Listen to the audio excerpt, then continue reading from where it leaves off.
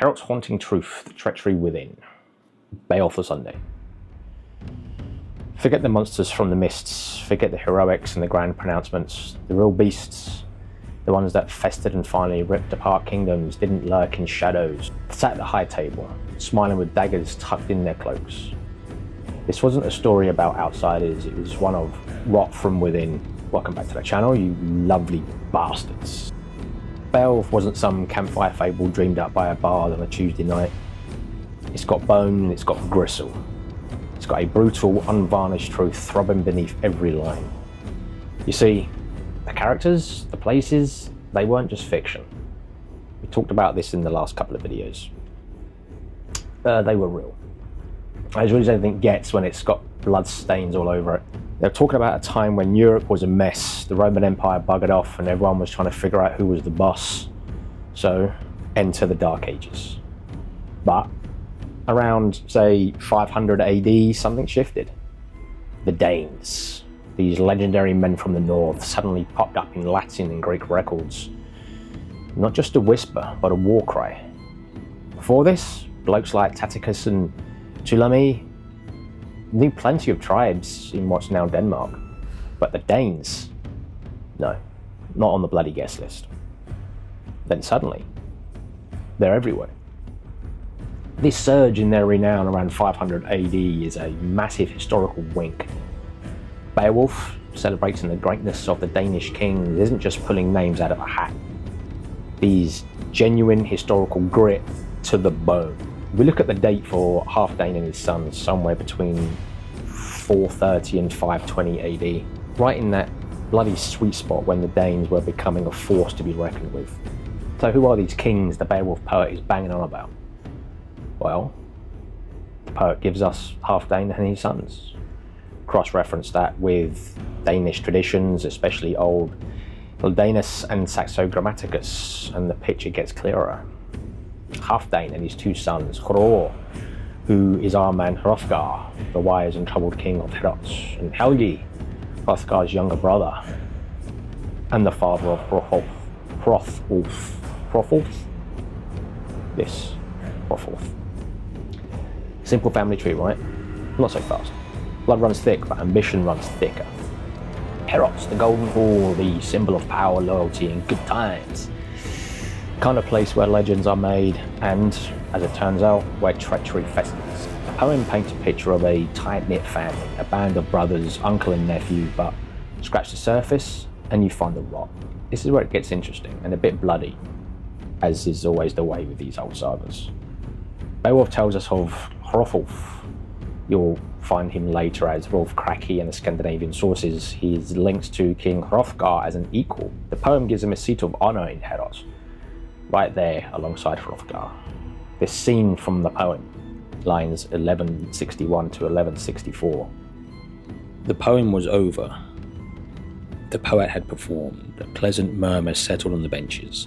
Stewards did the rounds with wine in splendid jugs, and Wiltheo came to sit in her gold crown between two good men, uncle and nephew, each one of whom still trusted the other, and the forthright Unferth, admired by all for his mind and courage. The poem makes him look chummy, all trusting, but history, the kind scraped from old bones and forgotten scrolls, hints at a dark truth. A very dark truth. Hrothgar's sister married to a Swedish king, as some legends suggest. What was her son doing chilling in Heorot as an equal with King Hrothgar? It doesn't add up. Not in a world built on lineage and power. The uncomfortable truth, whispered in the sagas, shouted in the historical records of Saxo Grammaticus, is that Hrothulf betrayed Hrothgar. He likely murdered Hrothgar's sons. They just kind of vanish from the records that Saxo gives us. He killed them to seize the throne.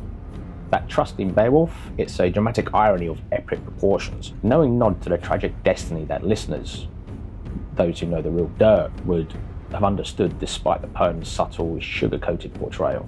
This is why Hrothulf's seat of honor is often contrasted with the inferior place of these two young cousins. A gentle poetic dig at the legitimate heirs by sidelining them with the usurper. The poet was playing the long game, using ambiguity to tell two stories at once, the heroic myth of the masses and the grim reality for those in the know.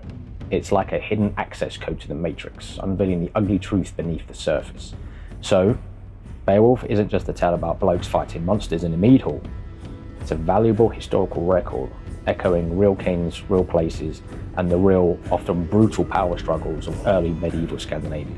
The poem's allusions, its subtle hints at betrayal and shifting allegiances, are proof that the bards knew their history, and their audience did too. Eventually, our man Hrothulf, the smiling assassin, becomes Rolf Kraki, a veritable rock star in Scandinavian lore. He's often compared to King Arthur or Charlemagne, the epitome of a noble king holding court in the legendary place. For Rolf Kraki, that place was Leire, which historically we think may have been the location of Heorot, which I may have also mentioned in about a dozen other videos. The bloody usurper becomes the legend. History's got a twisted sense of humour. You'll find Rolf Kraki popping up all over the shop in later Scandinavian histories and sagas. Saxo Grammaticus, the 12th century Danish historian who gives us the detailed, if sometimes embellished, accounts of early Danish kings. The Icelandic sagas of Rolf Kraki, written towards the end of the Middle Ages, these fleshed out his story and exploits. The Icelandic Skjoldunga Saga, this thing here, a Latin summary from the late 16th century, again details and exploits of the Skjoldunga dynasty, Hrothgar's own family. They all tell the same underlying tale, one of ambition, power, and the blood spilled all over a crown. They don't shy away from the brutality. They confirm the Beowulf poet's subtle winks. The poem wasn't wrong, it was just selective. It showed you the heroics, but left the real dirt for those willing to look. So, what's the takeaway, you ask? The poem, the monster in the swamp, the hero from overseas, that's the myth. The glorious bloody myth, but beneath it lies the blueprint. The cold, calculating reality of power, betrayal, and the kind of darkness that only kin can truly unleash. They tell you Beowulf is about bravery facing the unknown and fighting the demonic. That's a nice bedtime story. The truth? Some monsters are born not in swamps but in the royal courts. They wear crowns, not claws, and their crimes, they're etched into the very foundations of the hall, colder and more calculating than any beast's hunger. So, when they talk about Beowulf and its monsters, remember this: the scariest tales aren't always about things that go bump in the night. They're about the monsters we invite into our homes, the ones who smile the sweetest while they plot our downfall. The true terror, then as now, is the one wearing the human face. And that, my friends, is a chill that cuts deeper than any winter wind. The bards knew the score. They sang of trust, but they winked at the history. They knew what was coming, because the fight for a crown or a kingdom is rarely clean. Heads roll, blood flows, and the loyal turn traitor. Beowulf gives you the myth, history gives you the truth. Choose your poison. That is the truth of Heorot, and the truth, like blood, leaves a stain.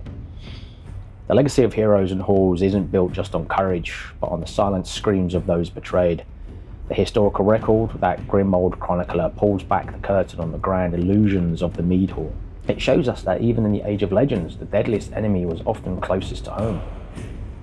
The crown can weigh heavy, but the burden of a bloody secret, that'll sink a man faster than any beast. Anyway, the YouTube algorithm thinks you'll like this video right here. Happy Fridays, don't forget to subscribe if you're not subscribed, like the video to like the video, and I'll see you in the next one.